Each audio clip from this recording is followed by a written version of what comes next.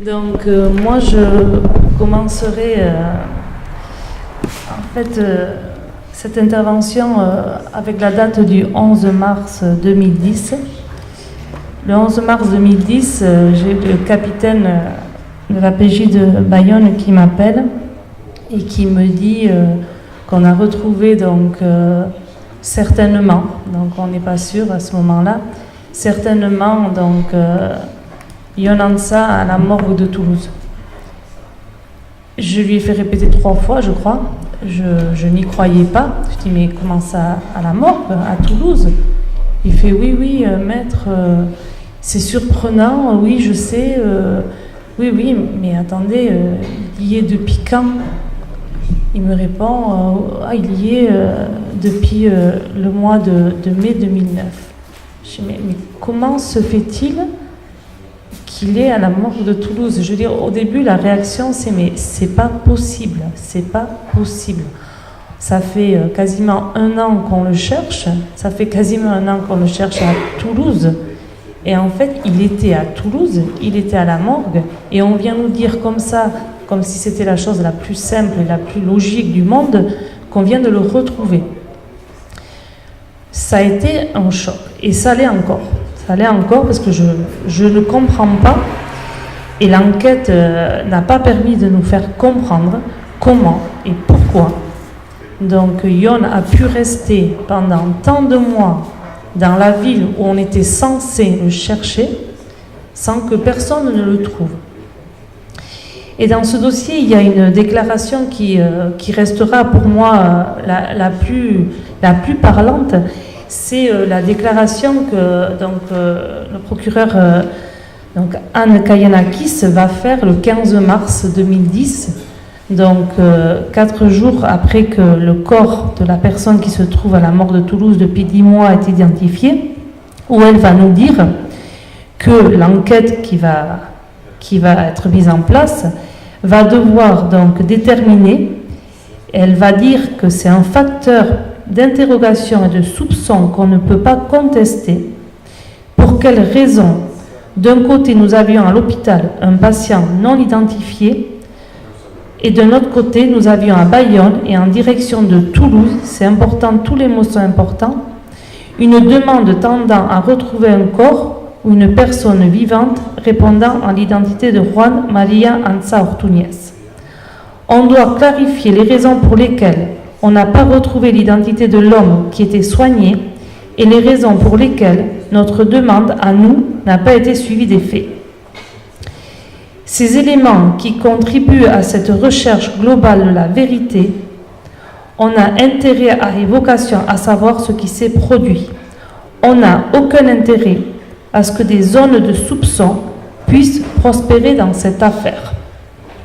10 ans après, le constat, c'est que rien n'a été fait, malgré la promesse qui nous a été faite par voie de presse, je le dis bien par voie de presse parce que la famille n'a pas été reçue par le procureur de la République de Bayonne, donc que les zones de soupçon puissent être éclaircies. Quand on me dit 10 ans après, qu'est-ce que vous tirez comme conclusion? Moi, je dis que 10 ans après, rien n'a changé. Toutes les questions que nous avions, nous les avons toujours. Mais ces questions-là, qui au début, c'était des questions, je dirais, simples, aujourd'hui, on se pose la question, pourquoi on ne nous a pas répondu? Pourquoi rien n'a été fait pour nous apporter des réponses? On a dans ce dossier 3 enquêtes.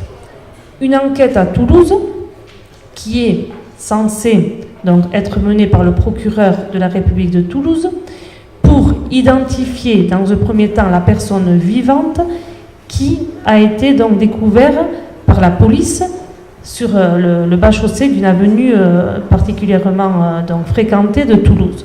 On a cette enquête. On a ensuite l'enquête de la PJ de Bayonne qui va débuter le 18 mai 2009, qui a pour but de retrouver Yon Ansah.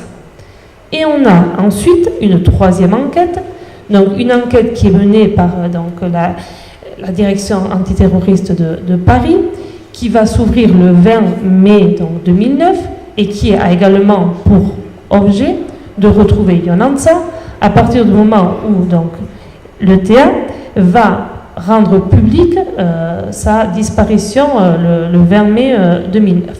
On a donc trois enquêtes dont deux sont menées par des policiers particulièrement spécialisés qui sont formés et qui ont l'habitude. Or, malgré trois enquêtes, l'identification de Yonansa ne viendra que 10 mois après par le biais d'un policier, je dirais, qui n'a pas de qualification particulière, hein, qui travaille dans un service où il fait un peu de tout, hein, je dirais. Et ce policier, en 1h30, va réussir donc à trouver la réponse à une question que trois enquêtes donc, qui ont été diligentées par trois parquets différents n'a pu donc à une question que ces trois enquêtes n'ont pu résoudre. Alors aujourd'hui, bien sûr, les soupçons qui existaient, qui sont reconnus par le procureur de la République de Bayonne, il y avait des zones de soupçons, c'était évident, et maintenant elles sont encore plus présentes. Pourquoi ? Parce qu'on a eu une enquête qui a été ouverte donc, par le parquet de Toulouse, mais en saisissant un juge d'instruction à Toulouse, qui avait pour objectif premier, a priori au début en tout cas, de répondre à ces questions. Et le magistrat instructeur n'a eu de cesse finalement de ne pas répondre aux questions qui se sont présentées. Alors quelques exemples, parce que je crois que cette procédure elle a duré très très longtemps, on pourrait en parler pendant des heures. Le nombre de dysfonctionnements, le nombre d'erreurs est tel que je pense que si on n'aurait jamais pu l'imaginer, c'est-à-dire que ça va au-delà de l'entendement. On a à Bayonne, donc dès que nous saisissons le parquet de Bayonne, on a une enquête qui va être menée par la police judiciaire de Bayonne. Cette enquête-là, d'entrée, la compagne de Yon va expliquer aux policiers que Yon donc, a un billet aller-retour, donc Bayonne-Toulouse. Donc on a une destination évidente, déterminée. C'est-à-dire non seulement il doit aller à Toulouse, mais il doit revenir de Toulouse, donc un aller-retour. Elle donne une description particulièrement précise de Yon et également donc des vêtements qu'il portait au moment où il part.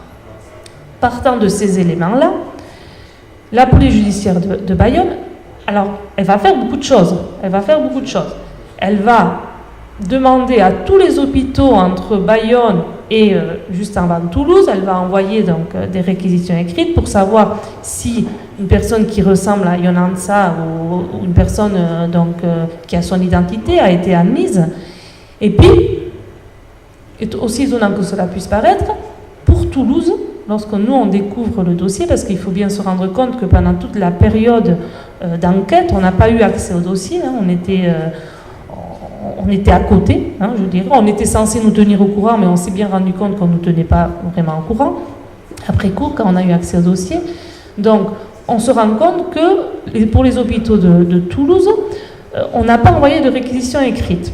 Donc, au dossier, on n'a pas de réponse écrite. Lorsqu'on essaie de savoir, nous, avocats, ce qui s'est passé, après avoir beaucoup insisté, on a dû insister pour tout dans ce dossier, on se rend compte que tout simplement, il n'y a pas de réponse écrite parce que la PJ de Bayonne a décidé pour Toulouse de faire autrement, de ne pas envoyer des réquisitions écrites, mais de demander à un policier de Toulouse, particulièrement compétent vu qu'il était donc dans l'antiterrorisme, mais qui venait justement du service d'identification des personnes recherchées, donc très compétent, qui connaît particulièrement les personnes de l'hôpital, d'effectuer des recherches. Ce policier-là va répondre donc, à la police judiciaire de Bayonne qu'il n'y a pas eu ni de Yonansa, ni de personnes donc, ayant ces caractéristiques qui auraient été admis à Toulouse. Sauf que ce policier-là répond oralement, a priori, Et lorsque on va demander à savoir comment il a procédé pour faire cette demande à l'hôpital, donc on est le 20 mai 2009, Yon, il est déjà à la morgue à ce moment-là. Donc il est à Toulouse, il est à l'hôpital. Donc si le policier appelle l'hôpital, obligatoirement, il doit le trouver. Il n'y a pas d'autre solution. Donc ce policier, après qu'on ait demandé, on exigé plutôt qu'il fasse un rapport, va faire un rapport où il ne nous explique pas comment il a fait.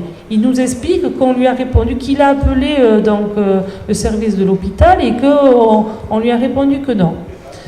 Alors, petit à petit, à force, on insiste, les mois passent, on demande son audition. Il va être entendu par le juge d'instruction, mais sans notre présence. Nous, avocats, a priori, on constitue un danger. Et donc, il va être entendu, mais en présence de son chef hiérarchique. Et il va expliquer que il a appelé, il ne se rappelle pas trop à qui il a parlé, mais on lui a dit qu'il n'y était pas, donc tout est très vague. Et alors, il se rappelle de tout sauf de cet élément aussi important. Et ce qui est important de dire, c'est que le directeur de l'hôpital avait bien expliqué qu'il ne répondait pas oralement aux policiers et que tous les policiers devaient confirmer leur demande par écrit et que s'ils s'étaient donc présentés physiquement donc à l'hôpital, il aurait dû remplir un cahier. Personne n'a souvenir de son appel, personne n'a retrouvé trace donc de ses réquisitions et donc on doit nous se contenter de cette réponse. Alors que c'est totalement inadmissible. Et sachant qu'on n'a même pas eu l'occasion de pouvoir discuter avec ce monsieur vu qu'on nous a donc interdit de participer à cette audition. Un exemple. Un autre exemple, c'est que ce fameux autre policier, donc il y a certaines personnes dans ce dossier-là contre lesquelles on aurait beaucoup de choses à dire. Ce fameux policier va pas se contenter d'appeler ou d'aller, parce qu'on ne sait pas trop exactement encore aujourd'hui ce qu'il a fait, hein, mais il va aussi donc appeler le service des différents services de police de Toulouse, et notamment un fameux service qui va revenir dans la procédure par la suite, qui lui aurait dit là aussi qu'il n'y avait absolument pas trace d'une personne qui aurait été retrouvée sur la chaussée, donc qui ne voyait pas. Sauf que dans ce dossier, dans cette instruction, nous, on se rend compte, je dis toujours nous parce que tout le travail, c'est la défense qui l'a fait. Hein. Le juge d'instruction n'a rien fait. Hein. Je pense qu'elle aurait préféré que rien ne se fasse, ça aurait été beaucoup plus simple.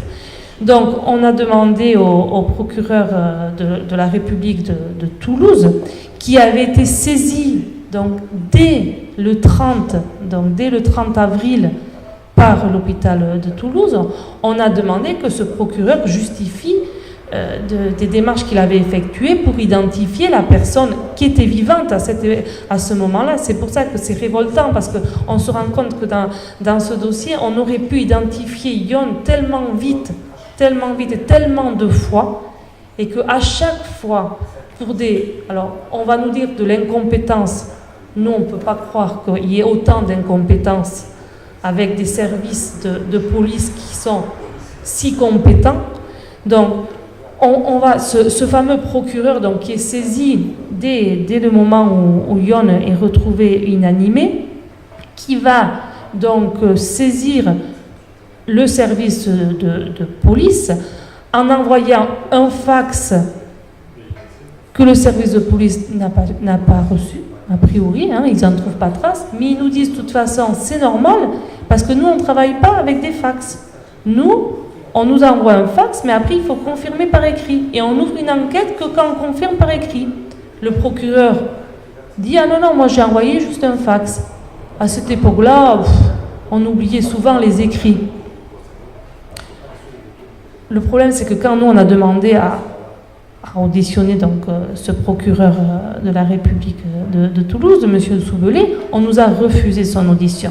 Et on aurait eu bien des choses à lui demander à ce monsieur. Ce monsieur-là, plusieurs mois après, a été envoyé donc... alors j'ai oublié, je voulais vérifier juste avant pour ne pas dire de bêtises, à Cayenne ou en Guyane. Donc il est devenu président de la chambre de l'instruction là-bas. Donc quelques mois après cela. Donc ces deux exemples, mais il y en a tout en fait, tout pose problème. Le passeport de Yon, ces ordonnances médicales vont être retrouvées dès le 5 juin à Toulouse, 2009. Ces éléments-là donc, vont être apportés au service de police. Et en fait, on oublie de les envoyer au consulat. Là aussi, on a oublié. Donc encore un élément qui aurait permis de déterminer que Yon était là.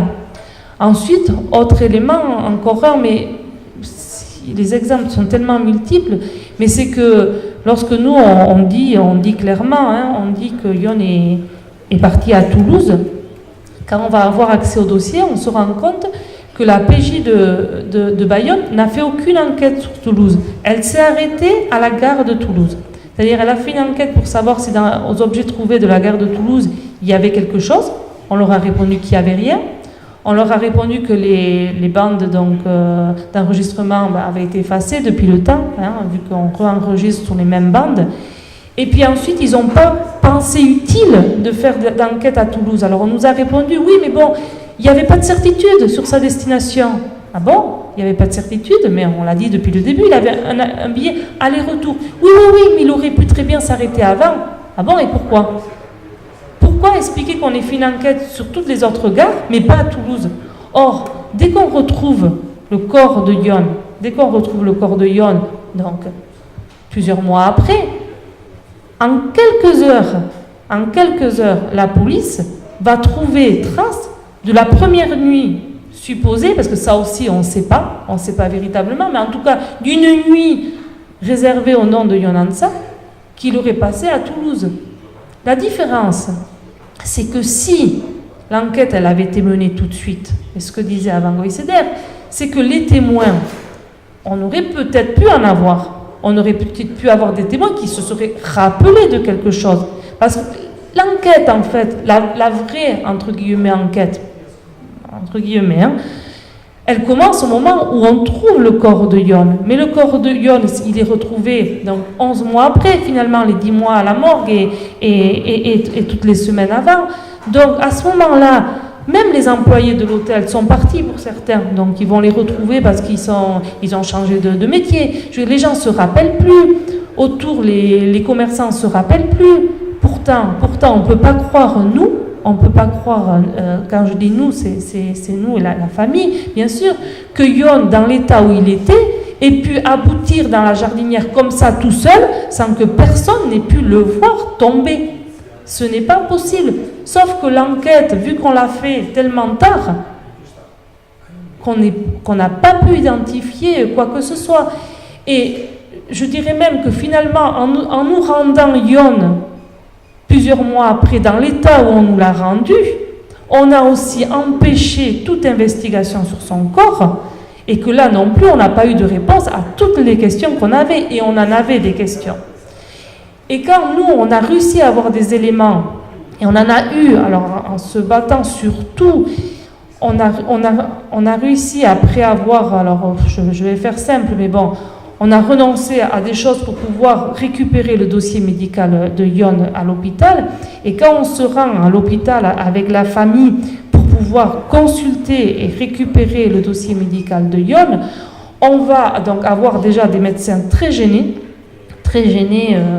parce que je pense qu'ils avaient certainement peur aussi qu'on mette en jeu leurs responsabilités, parce qu'on ne va pas nous faire croire que c'est normal et que c'est habituel que quelqu'un reste 10 mois dans une morgue. On ne peut pas nous faire croire qu'il y reste également dans cet état-là, c'est-à-dire qu'on le laisse dans un état de mauvaise conservation aussi. Ça, on ne nous le fera jamais croire, ni aujourd'hui 10 ans après, ni dans 10 ans, ni dans 30 ans. Donc, au moment où on va voir donc, le médecin qui a, alors c'était un moment émouvant, important, qui a reçu Yon, en fait, qui l'a vu en vie. C'est pour ça que je dis à chaque fois, le nombre de fois où on est passé à côté, et qui va nous sortir, mais d'elle-même, alors que personne ne lui a jamais demandé, a priori ça n'a intéressé personne, les analyses de biologie qui ont été faites à Yon dès qu'il a été trouvé donc, par les secours au boulevard donc, face à l'hippopotamus, on va retrouver des traces de benzodiazépine, ou en fait c'est des somnifères en fait.